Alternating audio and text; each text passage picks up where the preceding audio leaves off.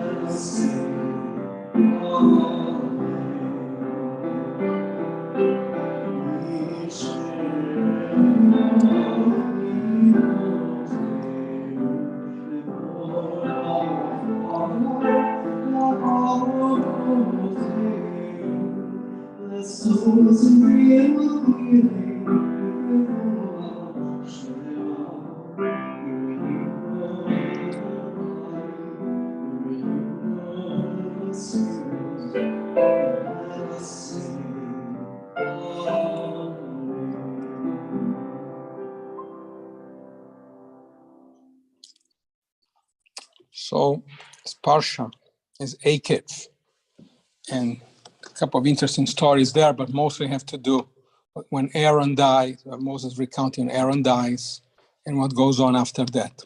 But go to the cemetery. Poor Denise has been made to go to way more cemeteries than anybody should have to, because if we're traveling in a exotic area, we visit cemeteries because you can garner much information, but minimally you get the people's name, when they were born, and when they die. So at the end of the day, you have beginning and the end. The book ends, and it's interesting because in our society we tend to place an enormous focus on people's birthdays. For instance, when is Lincoln's birthday? Very good. And when is Washington's birthday? Kind of around there, right? That's President's Day, right? It's an occasion for a sale. When is Moses' birthday? Anybody knows? Any idea? Anybody online has any idea on Moses' birthday? Nobody knows. When we remember Moses, we remember him by his Yortzeit, his anniversary of death, which is the 7th of Adar. Nobody knows when Moses was born, but you know when he died. And so in our society, we think about birthdays, and in a Jewish context, we think about death. So Jewish tradition doesn't tend to put much emphasis on birthdays. In fact, who's the only person in the Bible whose birthday is mentioned? Pharaoh. And apparently it's because some of the commentators say that is because he was a man whose life was laid out for him from the moment of birth. Now, everybody else has a chance when they're born, they are tabula rasa and they can create their own path. But apparently Pharaoh was already born with a mission. So he's the only guy who have his birthday. I was playing around with this. I found out that, Orthodox Jews don't even celebrate birthdays. If you're ultra Orthodox Jews, don't observe birthdays. And even when people die, then they'll remember them, as I said, by their yortzites. But Chabad tries to be a little more modern. They try, because they really can't. Because in their website, they say something like, they write about birthday, they say, this is the day God said to you, you are unique and irreplaceable. Of course, Chabad being Chabad recommends that you should observe your birthday on the Hebrew date, which in my case, I happen to know is the 27th of Tishrei, but I have no idea when the 27th of Tishrei is, nor do I care that much. I care about the 1st of Tishrei because I have to work. The 27th, I'm done Rosh Hashanah, Yom Kippur, I don't care. But it's actually the end of Sukkot. Anyway, so I want to think that, having birthdays is a good thing for two reasons. First of all, because God gave us a gift of another year to be around. And second, why do we measure time? What's the point of measuring time? To figure out where was I at this point last year? How have I changed, developed, gained weight, lost weight, in this period of time, to give it a chance for accounting. So, but again, if birthdays are worth celebrating, why do Jews tend to put way more focus on a yortzeit rather than birthday? And by the way, yortzeit is an Yiddish word that means yor is, like in German, year, zeit, time. It's a year time, a year has passed. Sephardic Jews call it something different. Oh, I had it. I'll remember eventually. Sephardic Jews have that also. They're more, it's a Spanish word, which I can remember now. It's much more entertaining because they go to the cemetery, they bring a picnic, and they sit around the grave and they eat. We should take some Sephardic traditions into the synagogue. But anyway, so then, perhaps, but why are we so focused on yortzites? Perhaps the best tradition, there's a rabbinic parable that I have used on occasion when doing a funeral. It says, imagine two boats, one leaving the harbor on a long journey and one returning to the harbor after a long journey. People are frightened regarding the boat leaving. Will it be a safe journey? Will be successful? Will they get there? They have encounter pirates or all kinds of trouble along the way. However, people celebrate the boat returning to the harbor. It has completed a safe and successful journey. But in life, it's the other way around.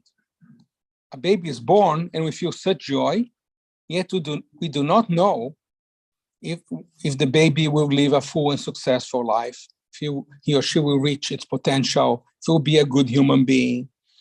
A life ends and we feel sad, yet if it has been a successful life, then it's worth celebrating because they accomplished something that, by now it's over. So, what people have done with the years they were allotted. So, so it should be that when somebody dies, you should celebrate. And in fact, it's interesting because now you begin seeing that people, instead of talking about a funeral for someone, you have a celebration of life, which I think is very cool. But how then we move past the sadness when someone we love has died? There's a hint in this Torah portion. I started with that. Moses recounts Moses is there about to enter the homeland. That's the whole spiel of the book of Dvarim, of Deuteronomy. He's telling people the stories of what happened. And then he tells them that, before they enter the promised land, and he tells them in the middle of recounting the journeys, the many, they went from here to here, and this is what happened along the way. Moses says, Aaron died in this place and was buried there, and his son Elazar became a priest in his place. And that, by the way, if you want to go check, if you don't believe me, is in Deuteronomy 10:6. So earlier in the Torah, when Aaron dies, not in the book of Deuteronomy, when it happened before Leviticus, it says that when Aaron dies, there's a 30-day mourning period. Everybody stop everything they do, they stop the journey, and they sat there for 30 days mourning Aaron. But then the journey begins once again. They move on. So Elazar becomes a high priest. Things must go on. And so it is with life. When someone dies, we mourn. But then we begin our journey once again. The death of a loved one hurts, but it's not the end. Life goes on. Our journey of life, which began, our own personal journey of life, which began with our birthday, must continue. Our tradition teaches that both birth and death are in God's hands. Very famous verse in Job, as they use in a funeral, says, the Lord gives, the Lord takes away. Blessed be the name of the Lord. So our birthdays, whether we celebrate them in the English calendar like normal people, or the Hebrew calendar if you are a lunatic, if you follow Chabad's idea, we ought to celebrate the gift of life and the opportunity to do God's work in this world, to be partners with God in making the world better for another year. And then on a loved one's yahrzeit, we ought to remember the work they did in this world and try to think how we can help build on their work, continue their work. And that makes me think of a very famous phrase of one of the greatest philosophers of all time, Isaac Newton, who said, we may not be giants, but we are sitting on the shoulders of giants. That's it. Shabbat Shalom. Questions, complaints, remarks? Yes. I have a question. Mm. So no Orthodox Jews celebrate birthdays? Ultra-Orthodox Jews don't celebrate birthdays. Do conservative Jews? So January, February birthday, or did they celebrate it in the Hebrew month? Right. I have never met anybody who celebrates their Hebrew birthday, although again, I happen to know what's my Hebrew birthday, but just because I'm me. I can find yours if you want to. I'll find anybody's. Yeah. Well, it's complicated because you need to figure out what hour you are born as well. It's not only the day. One where I can see that every religion is so similar in so many ways. The way that women are second-class citizens, and the ways that they don't, just like Jehovah's Witnesses don't celebrate birthdays, and then we have a group that doesn't, and there's a group in every religion that basically do the same crazy things. That's true. Why do you wait a year before you put the tombstone down? Okay. First of all, you don't wait a year. You wait 11 months because you should do it after a year, but then people do it because you pray for the deceased, for his soul, until you put the stone.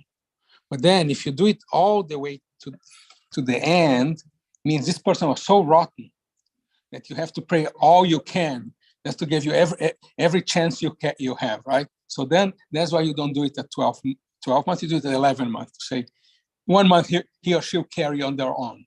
Obviously, we know people for whom we should be praying for 10 years to give them a better edge, but that's another story. But why do we do exactly at that time? That's very interesting. Because in Israel, they do after 1 month. You can, in fact, do it after a month. And why we do it after 11 months? Because there was no welfare or health insurance in Eastern Europe. People were poor. So when somebody died, before dying, they spent a fortune with medicine and doctors. So they didn't have money to pay for the stone. And then there's all kinds of mystical reasons, which I started with. But the practical reason is people probably didn't have money. But I said that nowadays in Israel, when people die after a month, you can put the stone, and they put the stone and they move on. Because no, they have no time for this kind of stuff. Yes, sir. I've been to quite a few countries, and you brought something up about the celebration of death. In America and in England, everybody's sad. But most of the other countries you go to, like Spain, they actually throw a party. And I don't understand that, because why should it be sad when somebody dies? I mean, even a child, because they're supposed to go wherever. Well, we don't have a heaven that we describe very well. Right, but why is it a sad thing? When somebody's gonna miss them? Because you're gonna miss the person, yeah. Is it sad? Yeah. Oh, I'm gonna miss them. Yeah. This will be Or more. miss them. Well, with a child also, all the potential of what that child could have done. Never see them grow up. What? It's like you'll never see them grow up. You know, you kind of. Well, that's true. I've lost children, and I'm. But different religions, like the African Americans, they have celebration of they call it homegoing. Yeah. And other families I've been to, different religions, they do a celebration of life. And then, there is a party afterwards. But, people tell stories about them. Everyone, speaks up about some experience they had with them, the things that they did, and, about their life. They play the music, like I have a friend who passed away that loved jazz, and through the whole service, his favorite jazz songs, were played. Sure, and say, all of that can exist at the same time. It's a lot of different feelings, both sad and positive. That's what I'm saying, is, Well, it's less painful if you can't celebrate their life, or if you can celebrate their quote unquote homegoing, but it's awfully hard when it's somebody that you love and you never have them to hold again or nourish. As Theo said, you never see them, shot out with their potential and Right, see but- them about their life, and see them married and having children, a life of their own. So every religion and every society has a different way of handling death. But- I've been to several countries in Africa, and the tribes, there are certain tribes, especially if they're non-Christian, they actually do celebrate when they're getting ready to. It depends on if they're burning somebody or if they're burying somebody, because they do both there. And there's one culture that actually eats them. And that's been a long time ago, but it's still, it is, but they're not sad. It is a celebration. Well, I think the equivalent of that in Judaism, and I think last time I was in Israel, I took some people here. What they do have is, again, on the yard side of some great rabbi's death, then it's a big party. I mean, nowadays people go, we went in Tiberias, but people, even now, every year they go to places like in Eastern Europe, like Uman and places like that, and they make it's a big party and food and dancing, and they celebrate the spirit of that guy who died, And just for full show how I am ignorant, but I can search stuff. Sephardic Jews will call it either Hilula, that's a Moroccan Jews will call it Hilula, or they'll call Nachalat, that's Hebrew, means inheritance, or Meldado is the word I was really looking for. And then there's another one that Denise and I would prefer because the one closest to Spanish, Años. Años means ears. And that's what your site is, ears. Because of the response in Ecuador, I asked them about the holidays, and what the holidays are, and all that, and what they did and everything. And El Día de los Muertos. They go to the cemetery and they take a picnic basket and kids run around and play. They sit on the tombstones and they spend the day there with their family members that have. Right. Right. And I have seen in Brazil Sephardi Jews like from Morocco and stuff like that who do that. It's much more entertaining. Well, if you don't have fear, like, Right. In our culture, we fear cemeteries, we don't want to be there after dark. Right. You wouldn't go walking, well, normal people wouldn't go walking in one after dark. So whistling in the dark, as you stroll through the cemetery. Right. We don't do that, with Right. the exceptions here. Right, with the exception of me. Okay, on that happy note and that debate having been solved, we will turn in our prayer books to page 368 for the adoration. 368. Please rise. עלינו לשבח לאדון הכל, לתת גדולה ליוצר בראשית, שהוא שם חלקנו לייחד את שמו, וגורלנו להמליך מלכותו. Let us...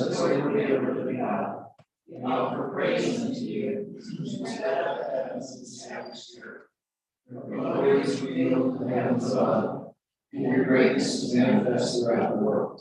You are our God, as is us. We bow our heads in reverence before the eternal one, source of our life.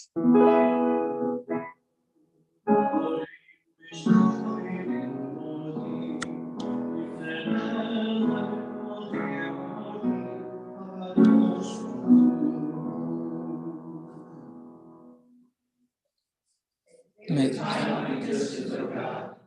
We shall be worshipped throughout the earth, and unbelief shall disappear, and error be no more. Fervently we pray that the day may come, and all people shall be guided by your teachings. Corruption and evil shall be away in purity and goodness. Superstition shall no longer enslave the mind, and immortality beyond the eye.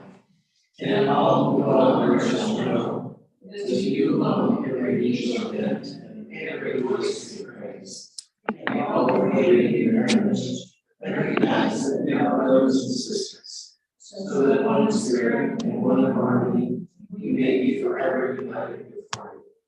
Then shall your reign be established on earth, and the word of your ancient prophet be fulfilled. The eternal God will reign forever and ever. on that day, the eternal shall be one, and God's name shall be one.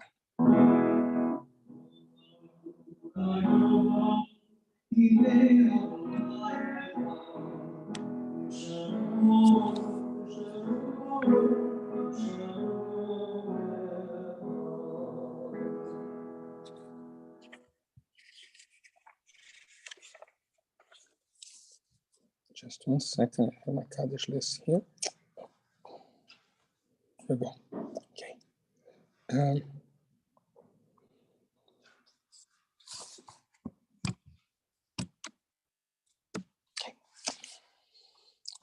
Thoughts now turn to those who have departed this earth, our own loved ones, those whom our friends and neighbors have lost, the martyrs of our people, the 6 million who perished in the Shoah, and those of every race, nation, and faith whose lives have been a blessing to humanity.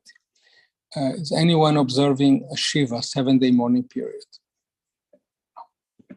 Definitely remember again all the victims of COVID around the world and of the manifold conflicts around the world. Anyone observing a Shloshim, a 30-day mourning period? My nephew doing what? As far as your sides go, we remember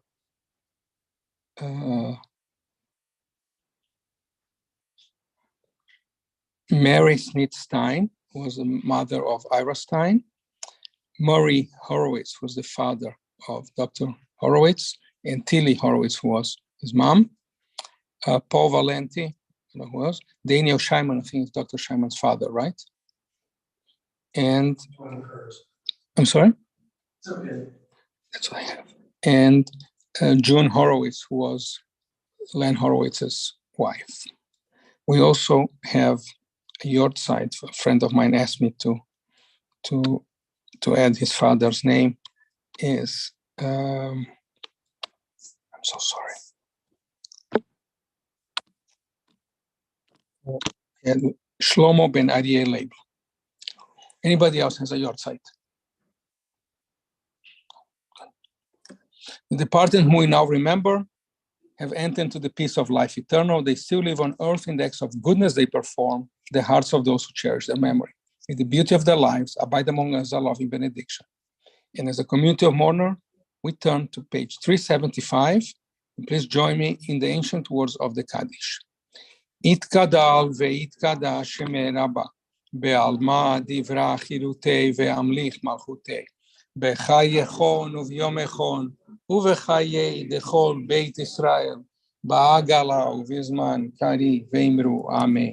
יהי שמי רבה מבורך לעולם ולעולמי עלמיה. יתברך וישתבח ויתפאר ויתרומם ויתנשא, ויתהדר ויתעלה ויתהלל שמי דקודשא בריחו, לעילה מן כל ברכתה ושירתה, תושבחתה ונחמתה, דמירם בעלמא ואמרו אמן.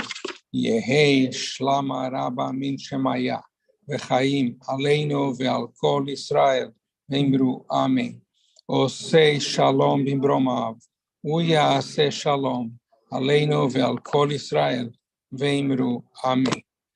May the source of peace and peace to all who mourn, comfort to all who are bereaved among us, and let us say amen. You may be seated.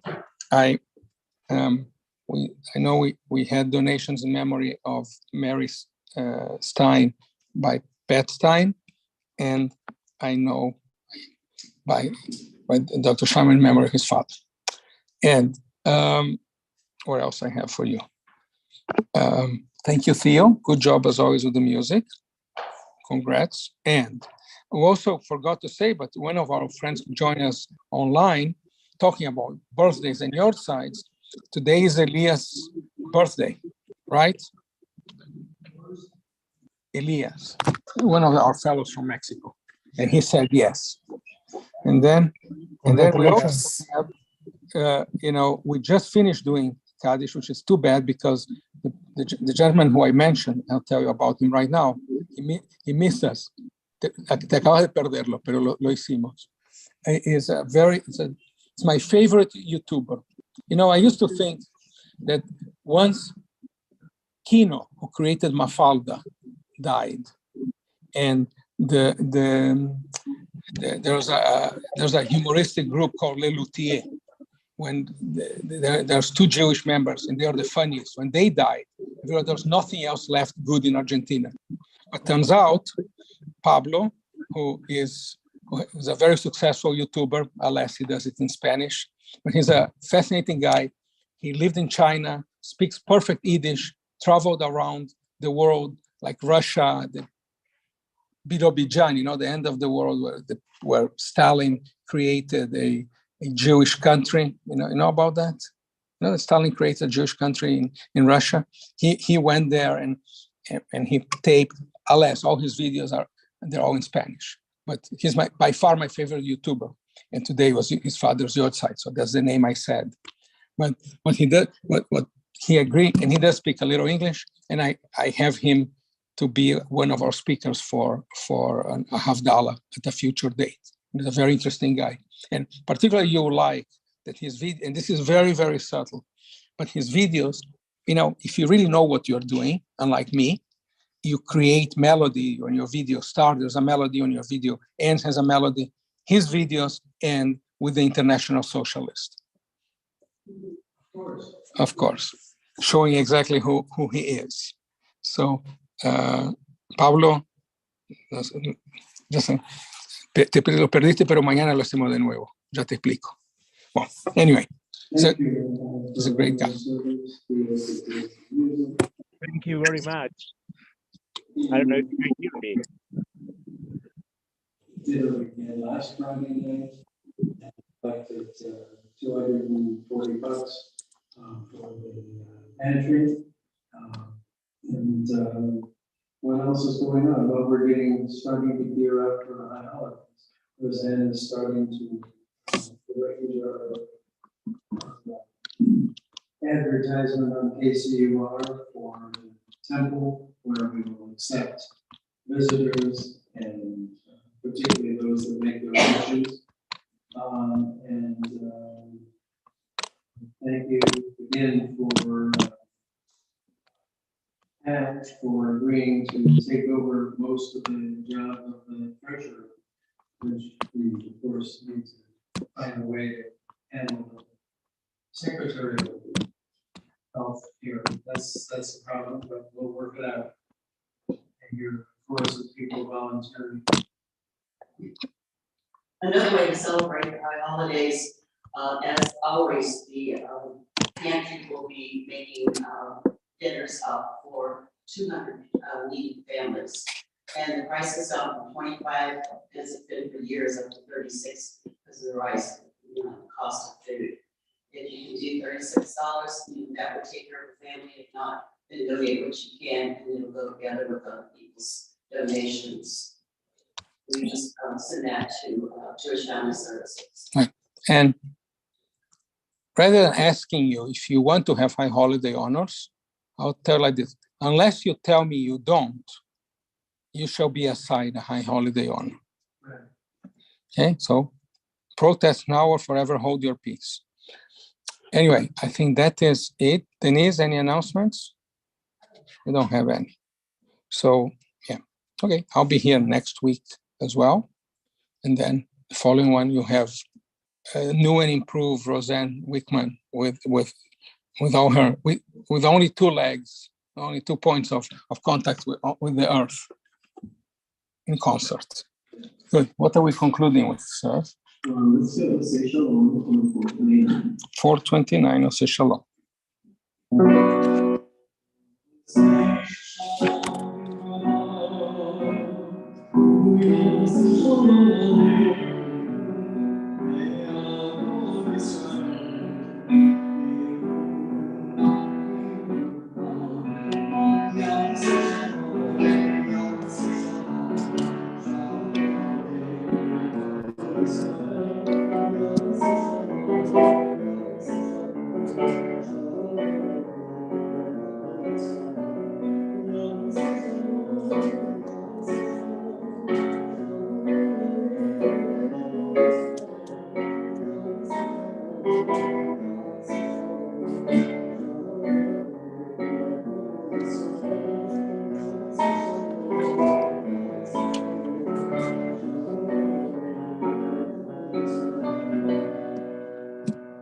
And in concluding our service, I ask God's blessings upon us. Yevarechecha Adonai v'shmerecha. May God bless us and keep us. Ya'er Adonai panav alecha v'chuneka. May God look kindly on us and ever be gracious to us. Yisa Adonai panav alecha v'yasemrecha shalom. May God show us tenderness and give us shalom, peace. Shabbat shalom. Thank you for coming. Thank you for being Jewish. Choosing Temple Israel. Shabbat shalom. Shabbat shalom. Feliz Shabbat cumpleaños. shalom, Rabbi.